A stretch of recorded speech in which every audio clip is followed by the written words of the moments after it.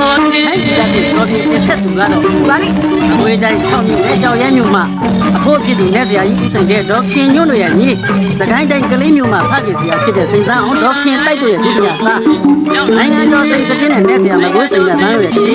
အောင်ဒေါခင်မင်္ဂလာဆိုင်ပွဲပါဗျာဟုတ်လိုက်ပါဗျာအောင်ဒေါခင်ရဲ့ဆိုင်လက်သမာကိုကြားတဲ့အချိန်ကစပြီးခရရနှလုံးတီးပြီးဆိုးလို့ရှင်ပြုံးနေကြသေးတယ်ဒီမက်စိတ်ကြံစိတ်ချမ်းဖြစ်ဖြစ်တာဆိုရင်အများအားမေတ္တာထားတဲ့လက်တံလက်ခံရစီတော့တားရ